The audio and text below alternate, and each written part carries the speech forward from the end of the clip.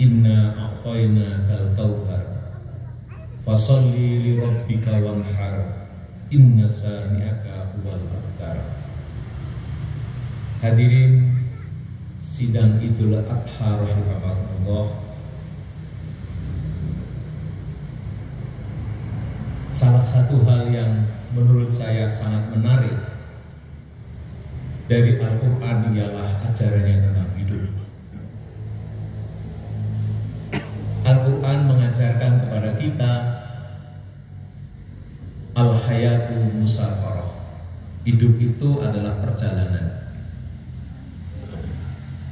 Nahnu musafirun ilallah. Kita semua adalah orang-orang yang bermusafir menuju kepada Allah. Al-Quran juga melukiskan dalam perjalanan ini ada orang yang duduk diam, tapi juga ada orang yang terus berjalan.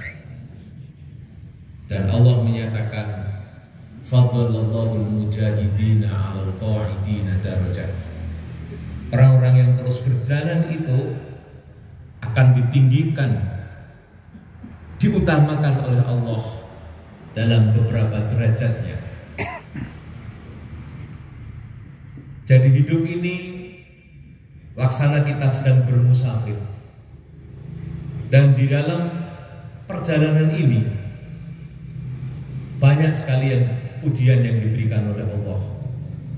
Karena itulah dalam kesempatan yang lain Allah menyatakan walladzi khalaqal mauta wal hayata liyabluwakum ayyukum ahsanu amala. Allah membuat hidup dan mati ini untuk menguji kalian semua. Siapa di antara kalian yang paling banyak amalnya atau yang paling bagus karyanya? Bahkan di dalam surat Al-Balad misalnya, perjalanan itu dilukiskan penuh mendaki. Falak tahamal aqabah, fakku raqabah, au it'amin di maswabah, yatiman dal matrobah. Ini adalah jalan mendaki perjalanan hidup ini. Karena itu para hadirin rahimakumullah, mari kita terima bersama bahwa hidup ini perjalanan. Dan dalam perjalanan ini kita akan selalu diuji oleh Allah. Ujian itu kesempatan kita untuk tumbuh menjadi manusia yang lebih baik, lebih bahagia, atau kita akan jatuh kemanusiaan kita. Setiap perjalanan itu ada dimensi outward dan inward. Dimensi yang kelihatan nyata yang kita jalani, tapi setiap perjalanan ternyata juga menjadi perjalanan inward kita, perjalanan interior kita, perjalanan yang di dalam tubuh kita. Hadirin rahimakumullah, hari ini kita sedang beriktibar kepada Nabiullah Ibrahim yang perjalanan hidupnya menggambarkan perjalanan yang luar biasa. Karena itulah kemudian dalam Al-Quran Ibrahim itu dinyatakan sebagai kekasih Allah, Khalilullah. Dan tentu kisah soal relasi Ibrahim dengan bapaknya, relasi Ibrahim dengan kaumnya, relasi Ibrahim dengan keluarganya, istrinya dan anaknya. Dan ketika Ibrahim kemudian harus membangun Ka'bah, mari kita melihatnya itu semua sebagai ujian bagi Ibrahim. Dan yang menarik, Ibrahim kemudian lulus dalam ujian itu, dan kemudian semua yang dikerjakan Ibrahim itu kemudian menjadi milah, menjadi teladan, menjadi ibroh bagi hampir 2/3 umat manusia. maka kita perlu melihat apa sebenarnya dimensi interior Ibrahim, apa yang tidak nampak pada Ibrahim, yang kemudian kita sebut sebagai perjalanan spiritual. Setidak-tidaknya perjalanan manusia itu akan menantang dirinya dalam 3 hal. Yang pertama adalah sisi fisik. Kisah tentang Ibrahim itu dilukiskan.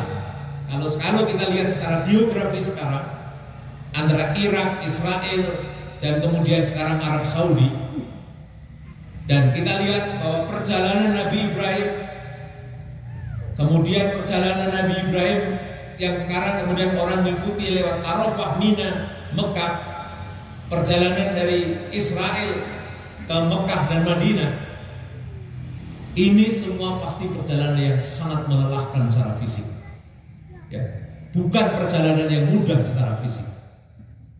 Dan kita percaya Ibrahim bukan manusia yang Superman yang tidak pernah sakit. Ibrahim pasti merasa lelah, Ibrahim merasa haus, Ibrahim juga pasti pernah sakit. Dan yang kita lihat, Ibrahim tidak terjebak kepada sakitnya, Ibrahim tidak terjebak pada kelelahannya, dan Ibrahim kemudian menjalani itu semua. Bahkan di usia yang lumayan tua, Ibrahim diperintahkan membangun rumah Allah atau Baitullah bersama anaknya, dan itu pun dipikul oleh Ibrahim, tentu dalam posisi fisik yang tidak terlalu kuat dan muda lagi. Cucu-cucu Ibrahim, ya, kemudian mengapresiasi tentang pentingnya kekuatan fisik ini ketika Yakub kemudian ditanya oleh Musa tentang siapa orang yang patut diajak kerjasama. Salah satu dimensi yang disebut adalah inna khaira man istajarta laqawiyyun amin. Orang yang kau ajak itu sebaiknya adalah orang yang qawiyun. Qawiyun itu menggambarkan kekuatan fisik, aminun itu menggambarkan kekuatan spiritual. Para hadirin rahimakumullah, dan kita lihat Ibrahim sekali lagi, dia tidak terjebak dengan panggilan jasadiahnya.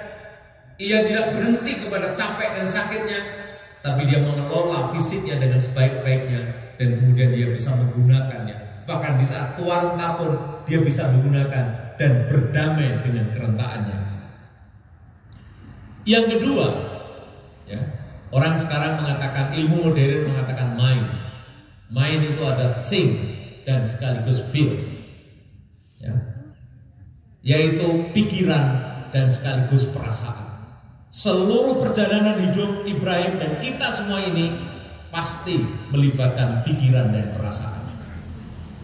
Para hadirin rahimakumullah, mari kita lihat Ibrahim itu, semua kita ini, pikiran kita itu adalah produk masa lalu dan pengalaman kita. Sama juga dengan Nabi Ibrahim. Nabi Ibrahim itu hidup di lingkungan paganisme yang menyembah berhala, yang kekeluargaan itu adalah nomor 1 karena qabail. Normalnya orang yang hidup seperti ini pasti pikirannya, ya, akan seperti ini, software pikirannya akan seperti ini. Dan tapi kita lihat Ibrahim tidak terjebak dengan pikiran-pikiran itu. Ia mampu tumbuh, growth, ya. Ibrahim open mind, dia buka pikirannya, dan kemudian dia terjebak seperti kaumnya. Ia mampu mengupgrade software yang ada di pikirannya, dan karena itulah dia berani mengatakan, kenapa kau sembah sesuatu yang tidak memberi manfaat kepada kamu, ya. Lalu dia berani mengatakan bahwa Tuhan yang benar adalah Allah atau Al-Ilah. Dan kita di dalam Al-Quran mendapatkan kisah yang luar biasa, betapa Nabi Ibrahim growth mindsetnya. Ketika kita lihat bintang, dia bilang ini Tuhan. Ketika lihat rembulan, ini Tuhan. Tidak berhenti di situ. Lalu ketika lihat matahari, dia bilang ini Tuhan. Falamma afalat, lalu kemudian Ibrahim, inni aslamtu lirabbil alamin. Lalu Ibrahim menemukan yang jauh lebih esensial tentang apa yang patut dipertuhankan. Inilah yang disebut dengan growth mindset. bukan fixed mindset. Ibarat hidup, Ibrahim tidak hanya punya satu kunci pas yang dipakai kemana-mana, ngeyel, ya, meyakinkan kemana-mana dengan satu kunci pas, tapi Ibrahim mampu mengembangkan, memilih dan mengambil kunci-kunci pas lain dari pikirannya untuk kemudian hadir dan dikelola dalam kehidupan ini. Dimensi mind yang kedua adalah feeling, perasaan atau feel. Hadirin rahimakumullah, pertanyaan yang harus kita ajukan adalah, apakah Ibrahim itu benci sama bapaknya? Apakah Ibrahim marah sama bapaknya? Apa Ibrahim tidak cinta kepada istrinya Hajar dan Sarah? Apa Ibrahim tidak cinta kepada Ismail sehingga rela harus disembelih? Hakul yakin Ibrahim cinta bapaknya, Ibrahim cinta kaumnya, Ibrahim cinta Hajar dan Sarah, Ibrahim cinta kepada Ismail, dan bahkan terbukti Ibrahim mencintai cucu-cucunya. Tapi apa yang kemudian membuat Ibrahim rela melakukan perintah Allah walaupun ia harus merelakan hal yang dicintai itu? Ibrahim ternyata bukan orang yang terjebak dalam emosinya. Ibrahim tidak terjebak kepada cinta, tapi juga tidak terjebak kepada kebencian. Hadirin rahimakumullah, emosi manusia itu, seluruh umat manusia ini, kita ini memiliki emosi marah, benci, cinta. Kita punya emosi bahagia, kita punya emosi takut, kita punya emosi jijik. Itu normal seluruh umat manusia ini. Tapi yang disebut sakit ialah ketika seorang itu terjebak pada satu emosi, trap on one emotion. Jadi kalau seseorang itu terjebak dalam satu emosi, dia sebenarnya sakit. Kalau kita memiliki semuanya normal. Tapi kalau mau sehat secara emosi, bolehlah kita benci, bolehlah kita marah, bolehlah kita takut, tapi jangan sampai itu menjebak hidup kita. Ya. Kita masih punya hak untuk bahagia. Karena itulah para hadirin Allah, ada buku yang dulu ditulis bagus sekali, ya, oleh ilmuwan Indonesia. Judul bukunya itu adalah Masa Lalu yang Membunuh Masa Depan. Apa yang disebut masa lalu itu adalah memori-memori kolektif yang dimiliki oleh bersama, yang membuat kita terjebak dengan perasaan masa lalu, marah masa lalu, dan itu ingin terus direproduksi, dihadirkan masa depan. Dan itulah yang membuat kita tidak bisa move on. Mengapa ada orang yang patah hati kemudian tidak bisa move on? Mengapa orang yang kehilangan sesuatu tidak bisa move on? Karena dia terjebak dengan emosi yang dimiliki. Dan pelajaran kedua, ketiga yang terpenting dari Ibrahim ialah Nabiullah Ibrahim tidak terjebak dengan emosinya. Nah, yang keempat atau yang ketiga sebenarnya, Ibrahim itu kokoh secara spiritual. Ya. Para hadirin rahimakumullah, banyak orang yang energi hidupnya ini dengan marah. Jadi kalau kita telusuri gitu ya, the source of energy itu adalah marah. Tapi ada orang yang the source of energy hidupnya itu adalah takut. Ada orang yang the source of energy itu tidak percaya diri, ya. Dan karena itulah dia orientasinya ke dalam dirinya. Relasi apapun itu selalu ke dalam, ego sama nafsu. Tapi ada orang yang kita lihat seluruh relasi hidupnya, aktivitas sikapnya itu menggambarkan kepercayaan diri, menggambarkan orientasi bagaimana menciptakan sesuatu yang lebih luas, lebih baik dalam kehidupan ini. Dan kalau itu kita pakai ukuran, Nabiullah Ibrahim ini adalah orang yang tidak, energi hidupnya tidak untuk mengagumkan, mementingkan diri sendiri. Energi Ibrahim itu ialah menyayangi. Energi Ibrahim itu adalah merahmati. Dan energi Ibrahim itu adalah umat wahidah, membangun bangsa atau umat yang besar bersama-sama. Dan karena itulah dalam surat An-Nahl ayat 120 sampai 122 Allah menggambarkan, Inna Ibrahim kana ummatan qanitan lillah. Ibrahim adalah pemimpin yang taat kepada Allah, hanif, wa lam yakun minal musyrikin. Dia tidak musyrik. Dan ini yang penting, syakiran li an'umihi. Dan Ibrahim perlu syukur atas nikmat-nikmat Allah. Ilmu modern, Dr. Tora sekarang mengatakan, Nora, ada buku yang terbaru dia tulis, The Source. Manusia hidup itu fisiknya akan sehat, mindsetnya akan growth, emosinya akan lebih baik kalau source hidupnya itu memiliki apa yang disebut dengan abundant mentality. Bagi kita umat Islam, abundant mentality itu adalah mental, spirit hidup yang penuh dengan syukur. Orang yang selalu bersyukur itu beda dengan orang yang kufur atau lack mentality. Orang yang merasa kurang itu bawaannya adalah takut. Pikirannya adalah apa yang dimiliki oleh orang lain, dan dia tidak pernah menjangkau lebih luas, maka tidak pernah mengambil risiko dalam hidupnya karena dia selalu mengamankan apa yang dimiliki.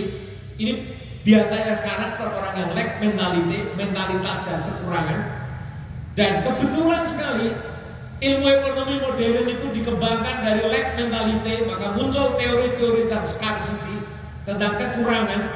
Dan itulah yang membuat kemudian bangsa barat melakukan ekspansi kemana-mana karena merasa ada kekurangan dalam hidup ini. Dan itulah yang kemudian deritanya panjang, climate change terjadi, imbalances, inequality terjadi di mana-mana yang sekarang masih kita saksikan dan kita rasakan bersama-sama. Nah, orang yang abundant mentality, orang yang bersyukur ini, orang yang sebenarnya merasa cukup dalam hidup ini. Karena itu dia tidak khawatir, karena itu dia berani menjelajah kemana-mana, dan karena itu pikirannya menjadi tidak sempit, mindsetnya menjadi open mind, dan karena itu perasaannya menjadi perasaan yang sehat. Karena dia tidak pernah takut, tidak pernah khawatir, maka menjadi sangat sehat emosinya. Dan kita lihat Ibrahim memiliki itu. Karena itulah ia datang meyakinkan bapaknya bukan marah, tapi itulah sayangnya. Ia yakinkan kaumnya bukan marah, itulah sayangnya Ibrahim kepada kaumnya. Dan ketika Ibrahim menawarkan, memberitahu kepada Ismail bahwa harus disembelih, apa kata-katanya indah sekali. Inni ara fil manami an arfa'uka fanzur madza tara. Hei anakku, aku diperintah oleh Allah untuk menyembelihmu. Kalimatnya pertanyaan, bukan hei kau tak sembelih, bukan marah begitu. Fanzur madza tara, gimana, renungkan kira-kira pendapatmu seperti apa. Ini hanya muncul oleh orang yang penuh kasih dan jiwanya adalah berlimpah. Buat orang-orang yang jiwanya kikir dan kurang, hal seperti ini tidak akan pernah terjadi.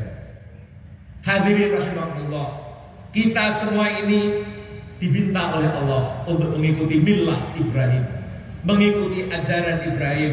Itu artinya perjalanan spiritual kita, cara kita mengelola fisik, cara kita mengelola mind, emosi, feel, cara kita mengelola spirit dan energi hidup ini. Sebisa-bisa mari kita beriktibar dan mengikuti Nabiullah Ibrahim sallallahu alaihi wasallam. Allahu Akbar, Allahu Akbar, walillahil hamd. Hadirin, hidup ini memang ujian. Tidak ada di antara kita yang makin lama makin kuat. Satu persatu kita semua akan meninggalkan kehidupan ini. Ya. Tapi kita semua berhak bahagia dalam hidup ini. Kita akan bahagia, ya, selama sekali lagi kita bisa beradaptasi. Kita akan perlu energi kalau kita mampu kemudian thrift, melaju apapun situasi dalam hidup ini. Kawan-kawan saya yang masih mahasiswa yang muda pasti punya angan-angan yang panjang. Orang yang segenerasi saya dan kakak-kakak saya pasti mulai melihat realitas-realitas baru dalam hidup ini. Kita semua boleh mati, kita semua boleh menghadapi apapun, masalah seberat apapun. Tapi sekali lagi, kita masih berhak bahagia dalam hidup ini. Dan kita akan bahagia selama kita punya rasa syukur dipelihara. Selama kita punya rasa ridho, selama kita punya rasa sabar, selama kita tamattu bil mujahadah, menikmati seluruh perjuangan hidup ini, selama hidup kita masih ikhlas, selama kita ini masih mengemban, punya spirit, energi, rahmah menyayangi orang lain, dan selama kita menjaga silaturahim, kita insya Allah akan bahagia. Sekarang orang punya kata-kata yang indah, pain is not suffering. sakit itu tidak mesti semua membuat orang menderita. Saya punya pengalaman pribadi. Di saat umur saya 35 tahun, saya kecelakaan jatuh, ligamen kanan saya robek. Sakit bukan kepala kalau dirasakan fisik. Waktu saya menjabat bupati, saya naik motor trail off-road, ya, saya off-road keliling jalan yang biasa saya lalui, sungai yang biasa saya lalui. Tiba-tiba saya lupa, saya pikir itu adalah tanah. Saya gas kencang motor trail saya karena itu di sungai. Begitu saya tabrak, ternyata itu batu dan sangat licin. Motor saya oleng dan kaki saya yang kiri kemudian seperti kertas potong begini. Saya lihat kaki saya seperti gael-gael. Lalu motor saya suruh nyetar lagi, saya balik ke kantor kecamatan, mandi dan saya pulang. Malam harinya jam 9 saya ditunggu oleh rapat Bank Dunia. Saya rapat dengan Bank Dunia. Besok paginya saya harus terima tamu Kapolda. Kebetulan jadwalnya mundur, saya panggil dokter saya ke rumah sakit. Lalu diperiksa oleh dokter ortopedi, dicek, begitu lutut saya dipegang begini, ini gawir-gawir begini. Wah Pak, ini ligamen Bapak rusak. Dia harus dirongsok. Kalau dirongsok dicek ligamennya rusak. Lalu saya tanya, ini mau diapakan dokter? Ini bisa dioperasi nggak? Kita cek dulu Pak. Kalau memang tidak perlu dioperasi nggak? Tapi ini kalau dioperasi, ini dokter yang baru sekolah, punya keahlian operasi kecil tanpa dia bisa mindai, ya karena dia tanpa pakai robot dan tidak dia bisa tidak pakai dibuka lebar-lebar tapi bisa ini.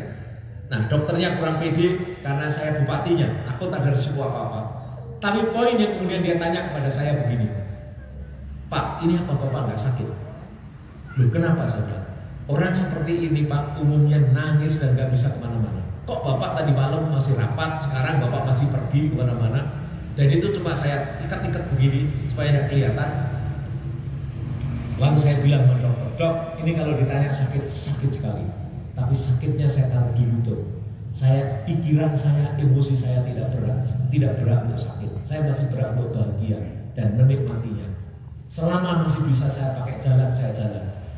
Alhamdulillah Bapak Ibu, itu akhirnya dioperasi, sehari semalam dioperasi dan tidak ada banyak orang yang tahu karena besoknya saya tetap memimpin rapat dan saya pergi kemana-mana dan istri saya tahu sakitnya itu karena kalau saya mau balik kemudian saya harus bantu kaki saya sendiri untuk balik. Sekali lagi, sakit itu kadang-kadang tidak harus membuat kita menderita. Kita boleh semua tubuh kita sakit, tapi jangan sampai menderita karena kita masih berat bahagia. Dan kita dapat pelajaran Nabi Ibrahim yang luar biasa. Apakah perjalanan Ibrahim itu tidak mengalami sakit? Sakit. Tapi saya yakin Ibrahim tidak menderita karena semua penyakit atau sakit fisiknya. Hadirin rahimakumullah, mudah-mudahan kita semua orang yang lolos dalam hidup ini penuh bahagia. Dan itulah doa kita, bahagia dunia akhirat. Indah di dunia dan indah di akhirat nanti. Mari kita tutup khutbah ini dengan berdoa bersama-sama mohon kepada Allah Subhanahu wa taala.